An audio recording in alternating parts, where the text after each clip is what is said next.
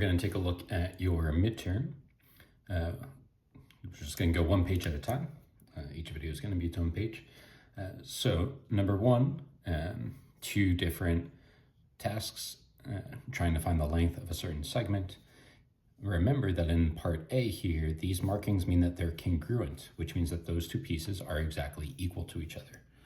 So we can just set up a very simple algebra problem here. 3x plus 4, SG is equal to 10x minus 66, which was the length of segment GT. Yeah. Now, since they're on different sides of the equal sign, these two x terms, we're going to cancel them out by subtracting 3x from both sides. That'll give us 4 equals 7x minus 66. We want to isolate the x terms. We're going to add 66 to both sides. That'll give us 70 equals 7x. Dividing both sides by 10 gives us 10 equals x. But that was not our task. Our task was to find ST. So in order to do that, we're just going to plug that back in. For either of the two of them, 3 times 10 plus 4 is 34. And so if this is 34, then this is 34. And we could double check it. 10 times 10 is 100. 100 minus 66 is in fact 34. 34 plus 34 is 68. Yeah.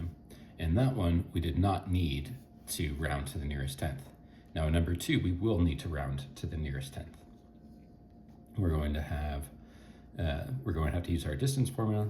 The square root of x minus x, negative 3 minus 4 squared, plus the square root of 7 minus negative 2 squared. Okay, so the square root of negative 3 minus 4 is negative 7 squared, and then, oops, missed the squared. And then 7 minus negative 2 is 9. So that's going to be the square root of 49 plus 81, which is the square root of 130. And I didn't bring my calculator, which is a shame. But the square root of that is going to be about 11, I think 11.4. But it might have been a little bit higher than that. But all that we have to do is just type that in our calculator. In fact, you could have just typed it into your calculator at this point to get 11.4 or whatever it turns out to be. Okay, now number 2a, just finding the midpoint. Hopefully this was straightforward for all of you. The midpoint formula is just you add your x's, divide by 2, add your y's, divide by 2. So in this case, xy, so negative 3 plus 4 over 2, and then same thing with our y's, 7 plus negative 2 over 2. So that's going to be 1 over 2, comma, 7 plus negative 2 is 5 over 2. That is the midpoint of ST. Okay, now M is the midpoint of AB. So many of you chose to give yourself a simple little graph. You don't have to go too crazy with this. You just need to know about where A is. That could be the point 4, 8.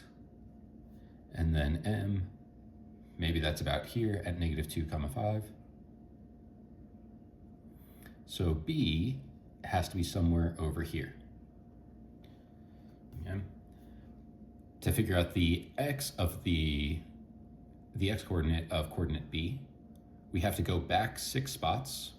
So we're going to have to go back 6 spots again. So that means that B is located at 6 less than negative 2 would be negative 8. And now for the y, to go from A to M, we had to go down 3. So we're going to have to go down 3 more. 3 less than 5 is 2. So B is located at negative 8, 2. Many of you just found the midpoint of M and A. I'm not sure if you didn't bother reading it or if you just didn't remember how to do it. But it didn't ask you to find the midpoint of M and A. It told you that there's some other point B that makes M the midpoint of AB, segment AB. Okay, complementary means adds to 90, and adjacent means next to. So we have to have two angles that are right next to each other and are going to add together to be 90. The easiest way to do that is just draw a right angle. B is the vertex of both angle ABC and DBC. So B is going to be this vertex. C is the shared point. So maybe this is where C is. And then you can just label A and D on either side. Oops, A and D. Okay, and that's all that you needed to do for number 3. Now in number 4, basically it's using this same diagram. But you don't even need to use that same diagram. You just need to remember that complementary piece. Same idea, complementary adds to 90. So 2x plus 4 plus 34 equals 90. These are on the same side, so I'm going to combine like terms. 2x plus 38 equals 90. Now I want to get x by itself, so I'm going to cancel out this 38 by subtracting 38 from both sides, minus 38 minus 38. And that'll give us 2x equals 52. And then finally dividing both sides by 2, we're going to get x equals 26. All right, and that's all that we needed to do on page 1.